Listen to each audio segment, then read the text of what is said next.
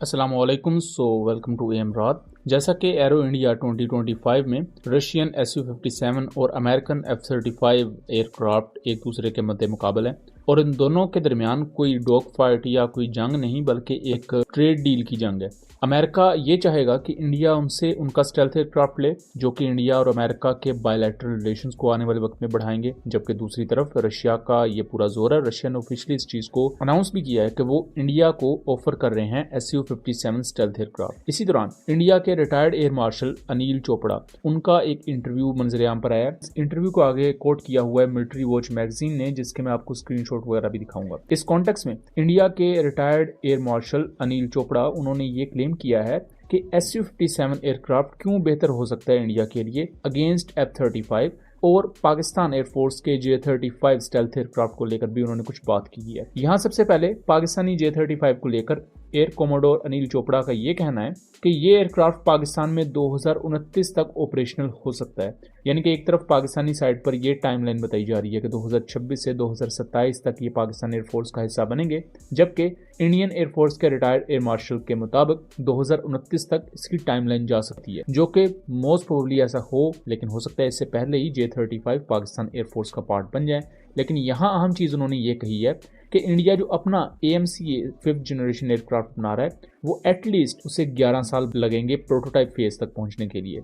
यानी कि अगर आज इसे बनाना शुरू किया जाएगा तो अगले 11 साल तक इसके पहले प्रोटोटाइप की तैयारी होगी, इसका critical design phase, then prototypes, उसकी टेस्टिंग, ये सब कुछ, और शायद 2040 तक इसको ऑपरेशनल किया जा पाए, ये रिटायर्ड इंडियन एयर मार्शल ने कहा है। उसके साथ साथ उन्होंने इस चीज को भी पॉइंट आउट किया है कि चाइना 2035 तक 1500 के करीब J-20 स्टेल्थ एयरक्राफ्ट ले आएगा, जो कि again twin engine heavyweight stealth aircraft हैं, और इनका direct comparison American F-22 Raptor से किया जाता है।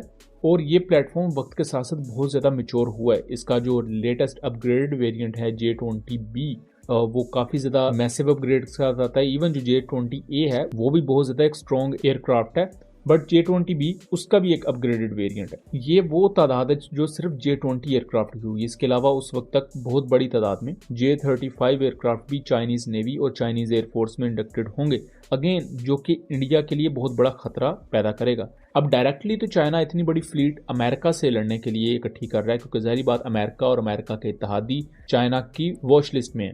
लेकिन दूसरी तरफ चाइना के साउथ में एक उनका बड़ा दुश्मन इंडिया भी बैठा हुआ है। इसी कॉन्टेक्स्ट में रिटायर्ड इंडियन एयर मार्शल ये क्लेम करते हैं कि पाकिस्तान का बहुत जल्द स्टेल्थ एयरक्राफ्ट को एक्वायर कर लेना, और जो J-35 होंगे इनकी MRO फैसिलिटीज पाकिस्तान में होंगी टोटल।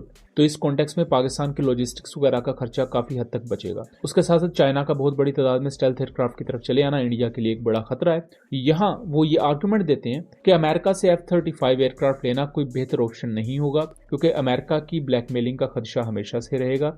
और इस वजह से उन्होंने कहा है कि remains cautious about the US tendency to exert pressure and abandon allies when its own interest diverge with theirs, कि जब अमेरिका के अपने मफादात अपने इत्तेहादियों से जरा इधर उधर होते हैं तो वो अपने इत्तेहादियों को ही छोड़ देते हैं। और इसकी मिसालें माजी में मौजूद है पाकिस्तान की सूरत में, और आजकल जो गल्फ कंट्रीज हैं उनके साथ भी इसी तरह का उतार चढ़ाव आ रहा है। इसी कॉन्टेक्स्ट में वो कहते हैं कि Su-57 एक बेहतर एयरक्राफ्ट हो सकता है। उसका भी वो आर्गुमेंट ये देते हैं कि रिसेंट यूक्रेन रशिया वॉर में रशिया ने Su-57 को यूज किया है। इनके through subsonic stealth cruise missiles fire किए हुए हैं मुख्तलिफ टारगेट्स पर, और इसके बारे में रशिया ये भी क्लेम करता है कि इसने हवाई टारगेट्स को भी डिस्ट्रॉय किया है। सो लिमिटेड हद तक Su-57 ने भी जंगी हालातों में ऑपरेशन सरंजाम दिए हुए हैं। दूसरी तरफ F-35 है जो कि मुख्तलिफ जंगी हालात में रह चुका है और मुख्तलिफ ऑपरेशंस भी सरंजाम दे चुका है। बट जैसा कि हम जानते हैं कि इंडिया और अमेरिका के दरमियान कुछ खालिस्तानी लीडर्स को लेकर इश्यूज हैं, उसके साथ साथ रिसेंटली जिस तरह इंडियन इमिग्रेंट्स को अमेरिका से बेदखल किया गया है, उसको लेकर भी टेंशन मौजूद है अमेरिका और इंडिया के दौरान। सो ये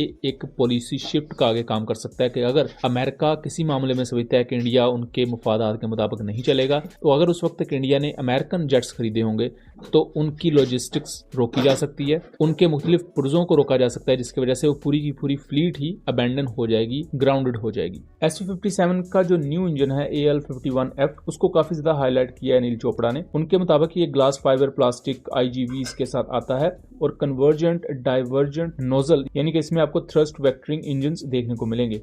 19% की high thrust to weight ratio provide करता है और 9% लोअर फ्यूल कंजम्पशन है इसकी। इस इंटरव्यू में उन्होंने इंडियन एयरफोर्स की कम होती हुई स्क्वाड्रन स्ट्रेंथ को भी क्रिटिसाइज किया है कि जहां इंडियन एयरफोर्स को कम से कम 42 फाइटर स्क्वाड्रन चाहिए, अभी इंडिया के पास सिर्फ 30 फाइटर स्क्वाड्रन हैं।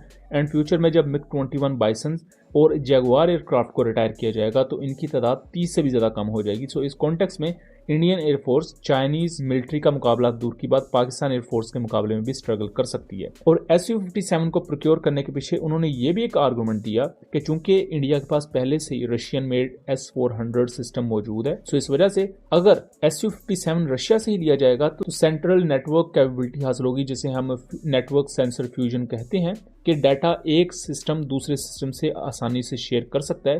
लेकिन अगर आप मुख्तलिफ ओरिजिन के प्लेटफॉर्म लेकर आते हैं तो उनके दरमियान ये कनेक्टिविटी का मसला रहता है। तो दोस्तों ये उनका एक इंटरव्यू था। इसमें उन्होंने J-35 की डिलीवरी में डिलेज की बात जरूर की है कि इसको ऑपरेशनल होने में 2029 तक का वक्त लगेगा। बहरहाल ये उनका सब्जेक्टिव व्यू है, लेकिन जो पाकिस्तानी साइड पर ओसन प्लेटफॉर्म्स हैं वो इसकी टाइमलाइन पहले बता रहे हैं कि पहले ही J-35 पाकिस्तान एयरफोर्स में ऑपरेशनल होगा।